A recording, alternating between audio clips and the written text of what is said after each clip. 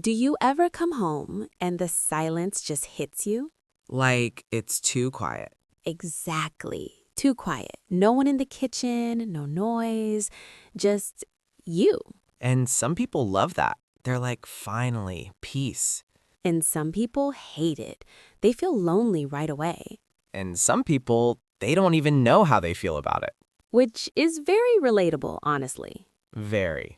And that's exactly what we're talking about today. Living alone, what it feels like, how to talk about it in English, and the real words people use when they talk about this stuff. Welcome back to Speaking English Daily Dose. I'm Mark. And I'm Sarah. Let's get into it.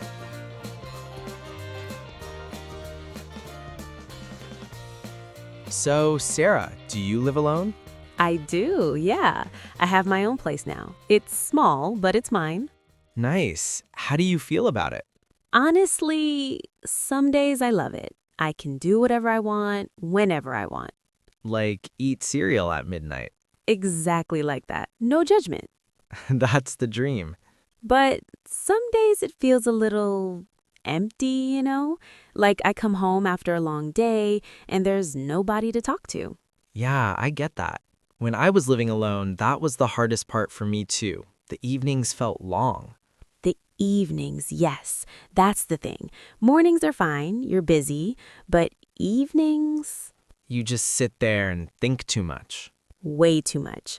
Okay, but let's talk about this properly because a lot of people live alone now. Students, young professionals, people who just moved to a new city. And you need English to talk about this with friends, coworkers, people you just met. We'll keep it simple, just real, everyday English you can actually use. Okay, so let's start basic. How do you say it in English when you live alone? The most common phrase is just, I live alone. Super simple. Right. Or you can say, I have my own place. Ooh, I like that one. It sounds more confident, like you chose it. Right, it's a positive way to say it. I have my own place. It means you have your own apartment or house. Another one is, I live by myself. Same meaning as I live alone, just sounds a little more casual. Like if someone asks, do you have a roommate? You can say, no, I live by myself actually. I moved out a couple of years ago. Nice. Do you like it? Honestly, most of the time, yeah. It took a little getting used to, but now I love it. See, that was totally natural. I live by myself sounds really good in conversation. And notice I said it took a little getting used to. That's a really useful phrase. Say it again. It took a little getting used to. It means at first it felt strange, but slowly it became normal.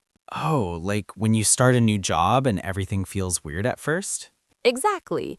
Or when you move to a new city. It took a little getting used to, but now I love it here. Good one. Okay, what are some things people feel when they live alone? Let's talk about feelings. Okay, so there are two big ones, freedom and loneliness. Classic. And they can both happen in the same day. That's the funny thing. So true. You wake up, you feel free, no one's bothering you, you can blast your music. And then by the evening, you're like, I miss people. It's a roller coaster. So in English, when you feel free and comfortable in your own space, you might say, I enjoy my own company. Oh, I like that. I enjoy my own company. It means you're okay being alone. You don't need people around all the time. Right. It's actually a kind of compliment, like you're comfortable with yourself. But then on the other side, you might say, I feel a bit isolated sometimes. Yes, isolated means separated, cut off from people. It's a step stronger than lonely. So lonely is like, I miss having people around.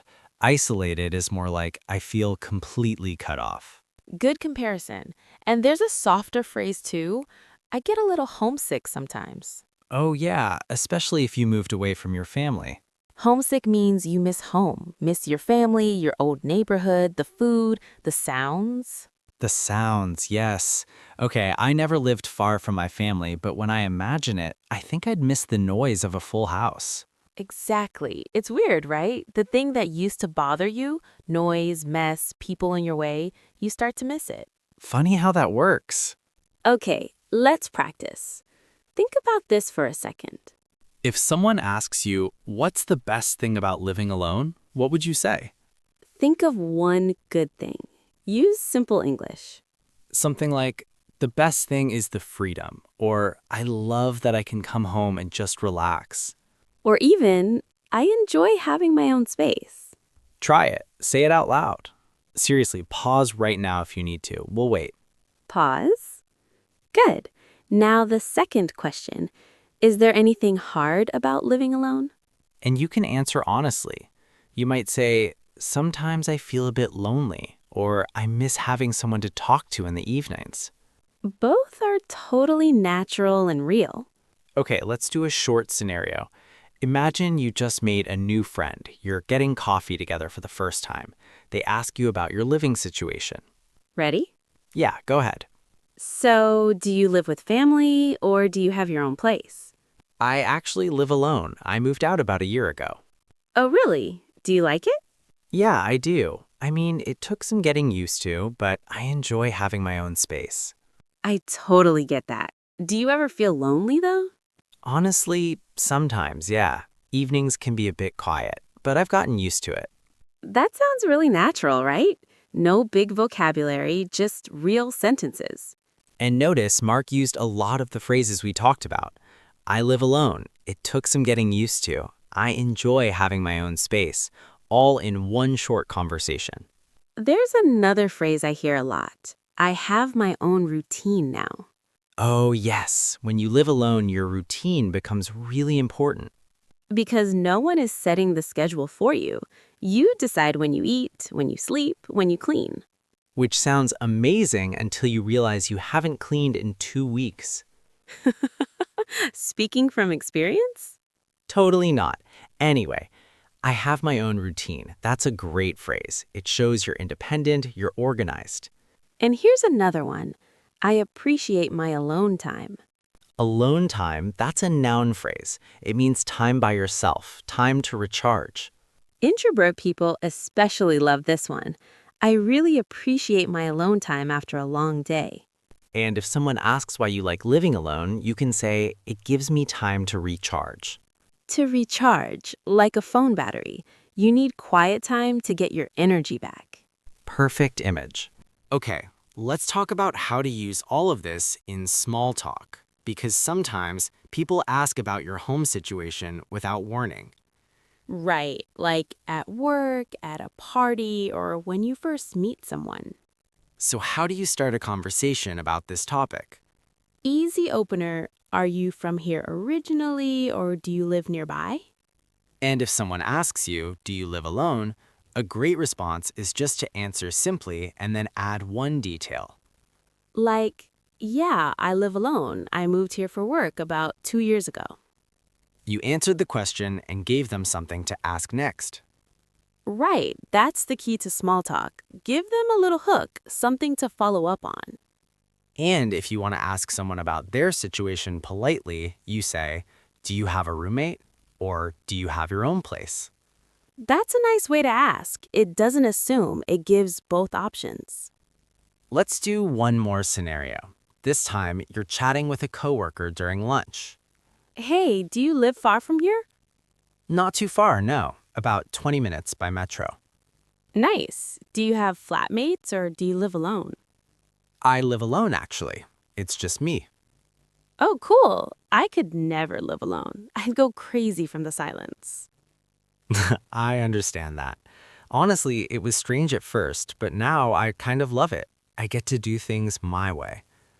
Fair enough. I need people around me. I get homesick even just being away from my family for a weekend.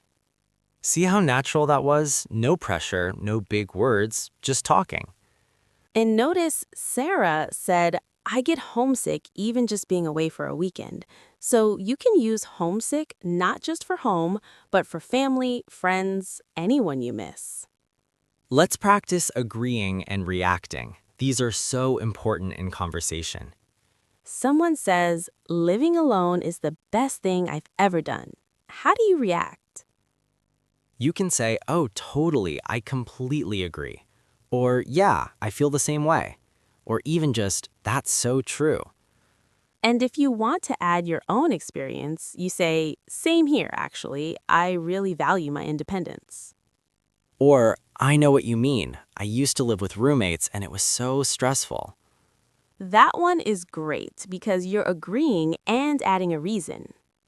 Let's try the opposite. Someone says, I could never live alone. I'd feel too lonely. You can say, I understand that. It definitely takes getting used to. That shows empathy. You're not arguing, you're connecting. Or, yeah, I felt that way at first too, but it gets easier. Perfect. Both honest and kind. Okay, we actually covered a lot today. We really did. We talked about how to say you live alone, I live by myself, I have my own place. We talked about feelings, freedom, loneliness, homesickness.